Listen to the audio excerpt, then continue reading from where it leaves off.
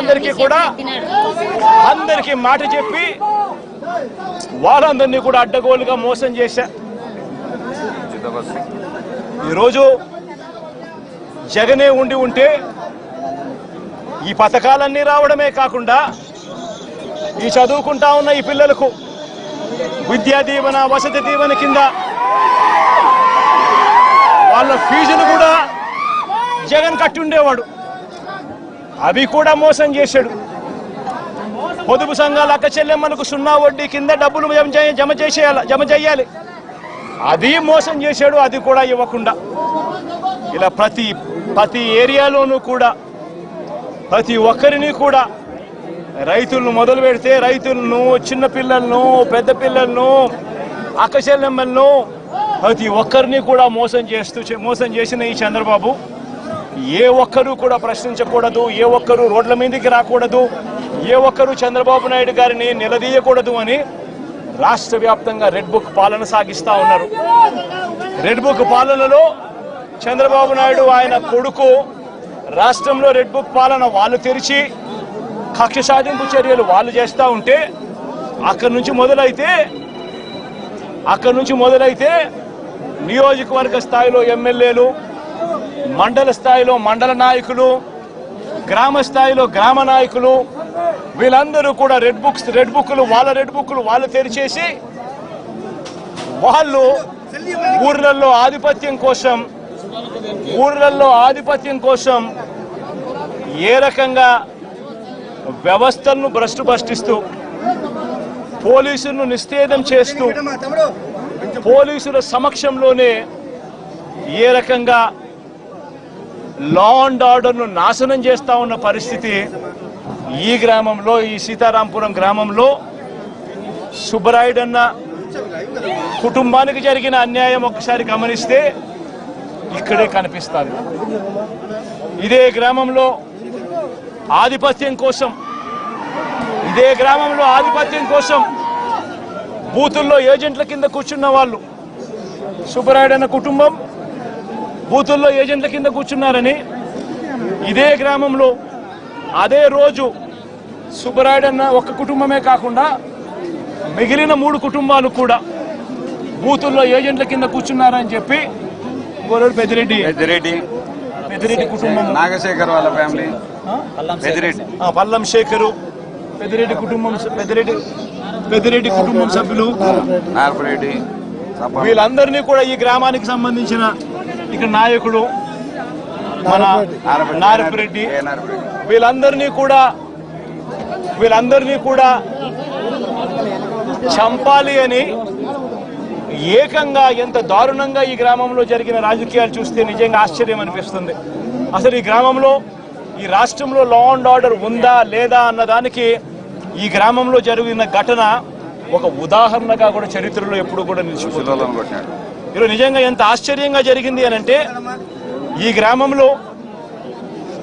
గ్రామస్తులు బయట నుంచి వచ్చిన వాళ్ళు అందరినీ కూడా ఏకం చేసి దాదాపుగా 35-40 మంది ఒక చోట ఏకమై రాడ్లు పట్టుకొని తుపాకులు కూడా ఉన్నాయి, తుపాకులు కూడా చూపించారు. రాడ్లు పట్టుకొని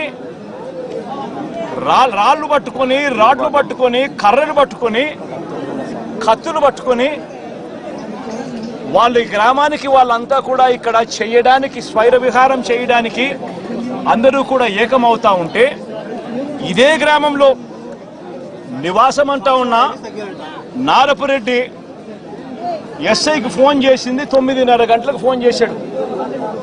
9:30కు ఫోన్ చేసి గ్రామంలో వాతావరణం సరిగ్గా లేదు, బయట నుంచి కూడా వ్యక్తులు వచ్చారు, వీళ్ళందరి చేతుల్లో రాడ్లు కనిపిస్తూ ఉన్నాయి, కత్తులు కనిపిస్తూ ఉన్నాయి, వీళ్ళ చేతుల్లో తుపాకులు కూడా ఉన్నాయి, గ్రామంలో వాతావరణం సరిగ్గా లేదు, దయచేసి గ్రామాన్ని ఏదో జరిగే కార్యక్రమం జరగబోతా ఉన్నట్టుగా అనిపిస్తూ ఉంది, దయచేసి పోలీసులు రండి అని చెప్పి నారపురెడ్డి రాత్రి 9:30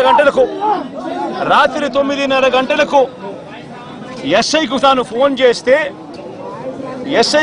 చేస్తే ఎస్ఐ ఆ తర్వాత కొద్దిసేపటికి ఎస్ఐ రావడం జరిగింది. ఎస్ఐతో పాటు ఇద్దరు కానిస్టేబుళ్ళు వచ్చి గ్రామానికి వచ్చి గ్రామంలో ఉన్న పరిస్థితులన్నీ కూడా చూసి ఎస్ఐ సిఐకి ఫోన్ చేయడము, డిఎస్పీలకు ఫోన్లు చేయడము వీళ్ళ కళ్ళ ముందనే కనిపిస్తూ ఉంది. చేస్తూ ఉన్నాడు కానీ ఎవడు ఫోర్స్ పంపించడు. మనుషులు కనిపిస్తూ ఉన్నారు కానీ అక్కడే కానీ ఎవడు కూడా ఆపే కార్యక్రమం చేయరు. చేతుల్లో రాడ్లు కనిపిస్తూ ఉన్నాయి, చేతుల్లో కత్తులు కనిపిస్తూ ఉన్నాయి, మనుషులు తిరుగుతూ ఉన్నారు. మనుషులు ఏదో ఘటన జరగబోతా ఉందని తెలుస్తూ ఉంది. అయినా కూడా ఎస్ఐ ప్రేక్షక పాత్రే పోషిస్తాడు. ఎస్ఐతో పాటు వచ్చిన ఇద్దరు కానిస్టేబుల్ ప్రేక్షక పాత్రే పోషిస్తారు. ఎస్ఐ సిఐకి ఫోన్ చేస్తూ ఉన్నట్టుగా, డిఎస్పీకి ఫోన్ చేస్తూ ఉన్నట్టుగా, మిగతా వాళ్ళకి ఫోన్ చేస్తూ ఉన్నట్టుగా వీళ్ళకు గ్రామంలో కనిపిస్తూ ఉంది. కానీ ఏ ఒక్కరూ కూడా రారు. పోలీసులు అదనపు బలగాలు రావు. సాక్షాత్తు పోలీసుల సమక్షంలో ఇదే సీతారాంపురం అనే ఇదే గ్రామం జిల్లా కేంద్రమైన నంద్యాలకు కేవలం 15 కిలోమీటర్ల దూరంలో ఉంది. కేవలం 10 కిలోమీటర్ల దూరంలోనే ఉంది. 15 కూడా కాదు, 10 కిలోమీటర్ల దూరంలోనే ఉంది. 10 కిలోమీటర్ల దూరంలో జిల్లా హెడ్ క్వార్టర్స్. ఆ జిల్లా హెడ్ క్వార్టర్స్లో ఎస్పీ ఉంటాడు.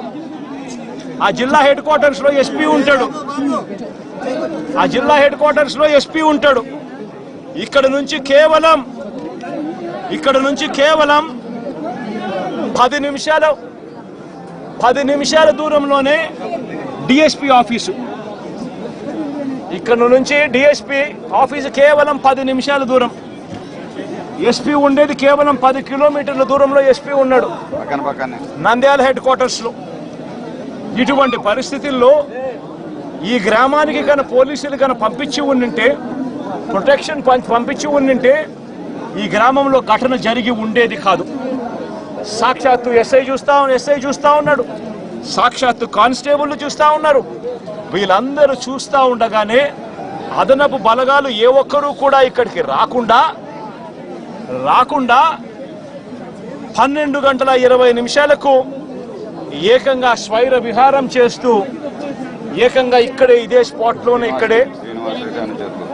ఇదే స్పాట్లోనే ఈ గ్రామానికి సంబంధించిన అన్యాయమైన నాయకుడు, ఇక్కడ సంబంధించిన ఎమ్మెల్యేకి సంబంధించిన ప్రోద్బలం, ఇక్కడికి సంబంధించిన చంద్రబాబు నాయుడు గారు లోకేష్ గారు వాళ్ళిద్దరి అండదండలు, వీళ్ళందరి అండదండలతో పోలీసులు ఎవరూ కూడా పంపించకుండా, పోలీసులు ఎవరూ కూడా ఇక్కడికి రాకుండా సాక్షాత్తు ఎస్ఐ సమక్షంలో, సాక్షాత్తు ఇద్దరు కానిస్టేబుల్ సమక్షంలో స్వైర విహారం చేస్తూ ఏకంగా నరకడం జరిగారు.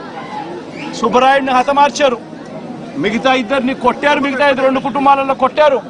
చివరికి సుబ్బరాయుడు భార్య పెద్దమ్మను నరికారు. ఇవన్నీ ఇక్కడే జరిగాయి, ఇదే గ్రామంలో జరిగాయి.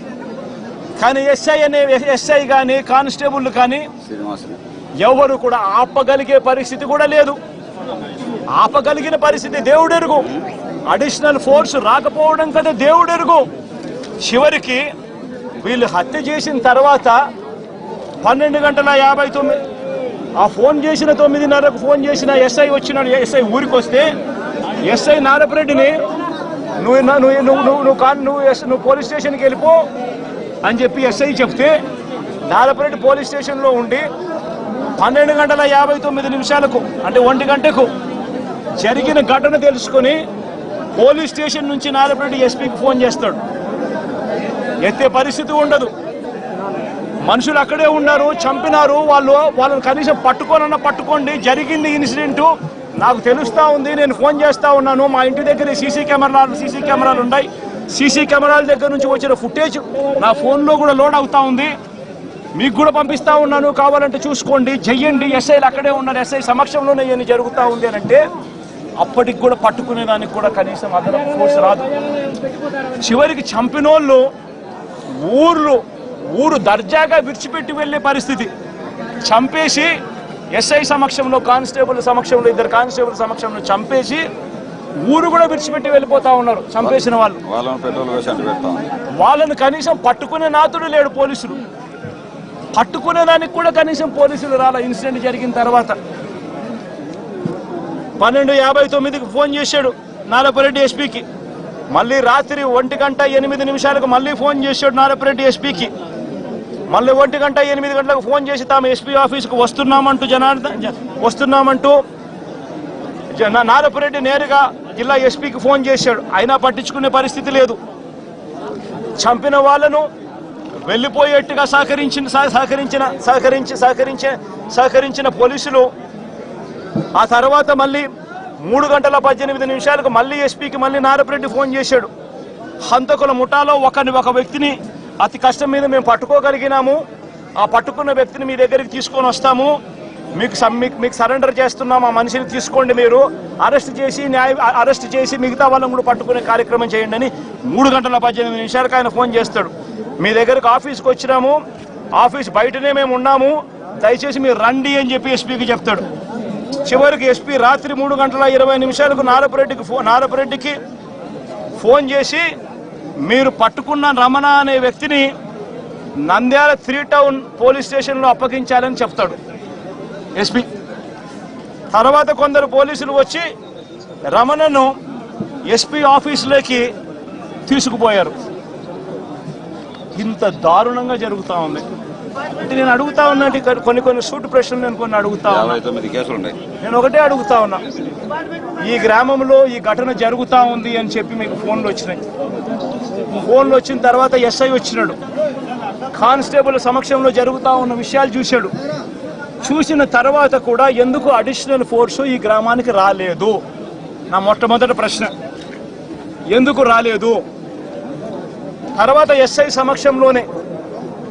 ఎస్ఐ సమక్షంలోనే ఏకంగా మారణకాండ చేస్తూ మనుషులను చంపేసే స్థాయిలోకి చంపేసిన తర్వాత కత్తులతో ఇలా నరికి ఇంకా పలువురిని గాయపరిచిన తర్వాత కూడా ఎందుకు వాళ్ళందరూ కూడా ఈ కార్యక్రమం చేసి మళ్ళీ గ్రామం వెళ్ళిపోయేదాకా వాళ్ళని ఎవరు ఎందుకు పట్టుకునే కార్యక్రమం చేసేదానికోసం కూడా ఎందుకు పోలీసులు రాలేదు?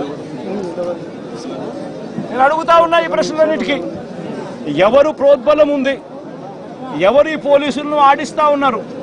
ఏకంగా ఎస్పీ, ఏకంగా సిఐ, ఏకంగా డిఎస్పీలు ఏ ఒక్కరూ కూడా అడిషనల్ ఫోర్సును పంపించుకోకుండా పగడ్బందీ ప్లాన్ ప్రకారం మనుషులను చంపేసిన వాళ్ళు ఊర్లు కూడా విడిచిపెట్టి వెళ్ళిపోయే పరిస్థితి క్రియేట్ చేసి అప్పటికి కూడా ఫోర్స్ రాకోకుండా కూడా వీళ్ళు ఆపగలిగినారు అని అంటే ఏ స్థాయిలో కుట్ర జరుగుతూ ఉంది అన్నది, ఏ స్థాయిలో రాజకీయ నాయకులు, పోలీసులు, ఏ స్థాయిలో వీళ్ళందరూ కూడా కూడబలుక్కొని భయానక వాతావరణం క్రియేట్ చేస్తూ ఉన్నారు అని చెప్పడానికి ఇది ఒక నిదర్శనం కాదా అని అడుగుతా ఉన్నా. నిజంగా లా అండ్ ఆర్డర్ ఉందా అని అడుగుతా ఉన్నా. ఈ రాష్ట్రంలో ఈ ఒక ఘటనే కాదు, ఈ రాష్ట్రంలో జరుగుతూ ఉన్న ప్రతి ఘటన ఇదే మాదిరిగా ఉంది. మనం వినుకొండకు నేను వెళ్ళా, నడి రోడ్డు మీద రఫీ అనే పిల్లోడిని నడి రోడ్డు మీద నరికారు. రఫీ అనే పిల్లోడిని నరికారు. ఇలాంటి ఘటనలన్నీ కూడా రాష్ట్రంలో చాలా జరిగాయి. దాదాపుగా 30కి పైగా ఇదే శ్రీశైలం కాన్స్టిట్యున్సీలో ఇంకొక రైల్వే స్టేషన్, ఈయన పేరు సుబ్బరాయుడే, దాసు.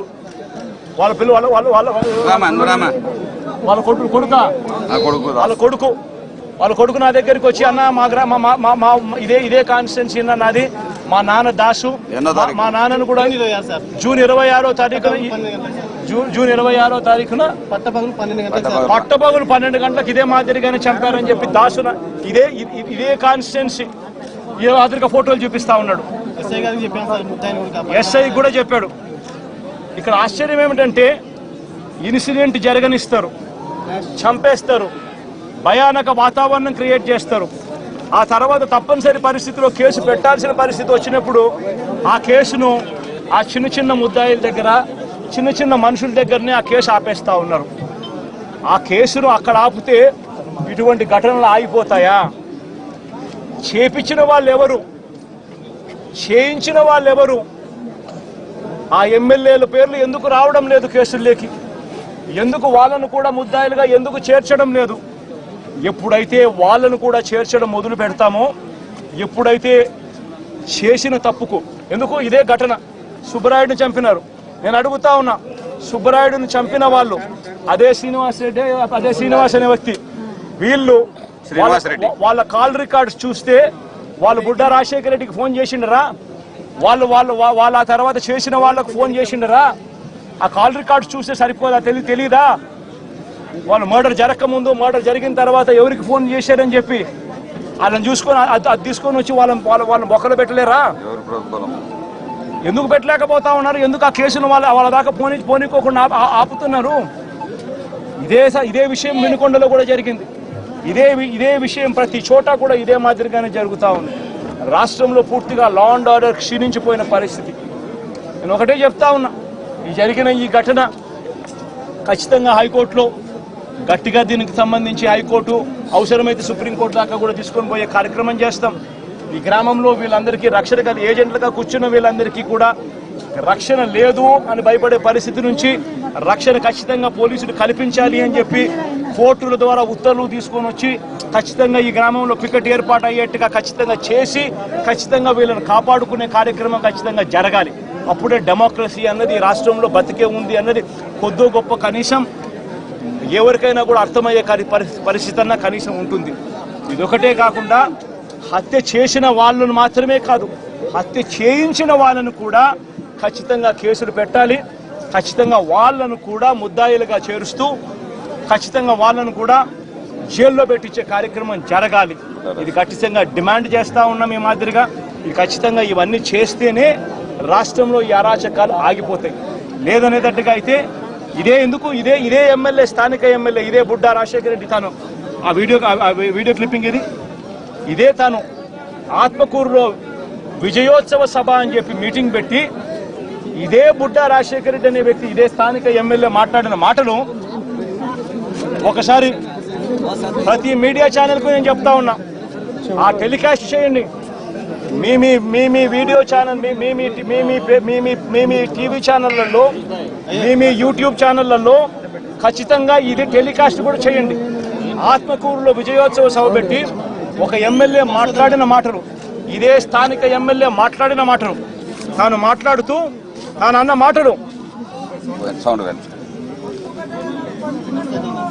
తెలుగుదేశం కాదు సార్, ఇది మోసం దేశం.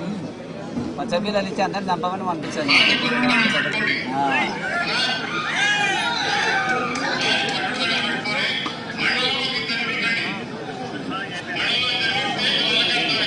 పట్టుటల ఫ్యాక్టరీ పెడతాడంట, దాన్ని ఎవరన్నా కొట్టండి చంపండి నేను ఉండా పబ్లిక్ మీటింగ్లో పైకి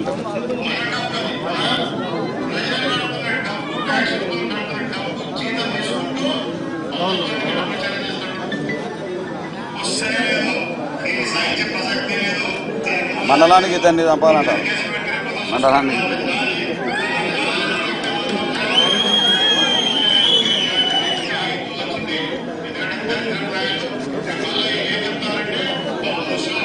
నేను అడుగుతా ఉన్నా, ఇది సోషల్ మీడియాలో ఉంది, ఇది వైరల్ అవుతా ఉంది.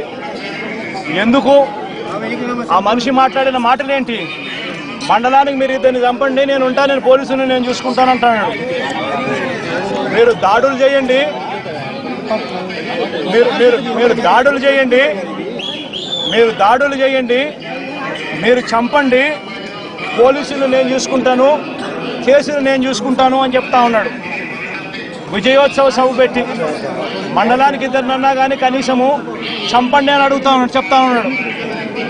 నేను అడుగుతా ఉన్నా, ఇంత దారుణంగా స్థానిక ఎమ్మెల్యేలు మీటింగులు పెట్టి చంపమని చెప్పి చెప్తా ఉంటే పోలీసులు ఎందుకు కేసు పెట్టడం లేదని అడుగుతా ఉన్నా. లా అండ్ ఆర్డర్ బతకాలి అని అంటే ఇది ఆగిపోవాలి, రాష్ట్ర వ్యాప్తంగా కూడా ఆగిపోవాలి అని అంటే చంపిన వాళ్ళను మాత్రమే ఇరికించడం, చంపిన వాళ్ళను మాత్రమే కాదు కేసులో పెట్టడం, ఆ చంపిన వాళ్లకు ప్రొటెక్షన్ ఇచ్చే వాళ్ళను కూడా ఎప్పుడైతే స్టేషన్లలో పెట్టడం మొదలు పెడతామో అప్పుడే ఈ రాష్ట్రంలో లా అండ్ ఆర్డర్ నిలబడుతుంది. నేను ప్రతి ఒక్కరికి కూడా విజ్ఞప్తి చేస్తా ఉన్నా, ఈ రాష్ట్రంలో పూర్తిగా లా అండ్ ఆర్డర్ చేతులు దాటిపోయే పరిస్థితి రాకమునిపే మేల్కోండి అని చెప్తా ఉన్నా. ఎడ్యుకేట్ చేయాల్సిన అవసరం ఉంది, అవేర్నెస్ క్రియేట్ చేయాల్సిన అవసరం ఉంది, దీనిని ఆపాల్సిన అవసరం ఉంది అన్నది ప్రతి ఒక్కరూ కూడా గుర్తించమని కోరుతా ఉన్నా. ఖచ్చితంగా జరుగుతూ ఉన్న ఈ అన్యాయాన్ని అందరం కలిసికట్టుగా పోరాటం చేద్దాము అని చెప్పి అడుగుతా ఉన్నా. ప్రతి మీడియా ఛానల్కు నేను కోరుతా ఉన్నా, ఇవన్నీ ప్లే చేయండి. కేవలం వాళ్ళని మాత్రం చంపిన వాళ్ళని మాత్రమే ఆపాకండి, చంపించిన వాళ్ళని కూడా తీసుకొని రావాలి. ఈ చంపించిన వాళ్లకు సపోర్ట్ చేస్తూ ఉన్న ఈ నారా లోకేష్ అనే వ్యక్తి, ఈ చంద్రబాబు నాయుడు అనే వ్యక్తిని కూడా ముద్దాయిలుగా చేరిస్తే తప్ప నుంచి ఈ రాష్ట్రంలో లా అండ్ ఆర్డర్ బతకదు అని కూడా ఈ సందర్భంగా తెలియజేస్తా ఉన్నా. సార్ ఇప్పుడు 59 కేసులు ఉన్నాయి.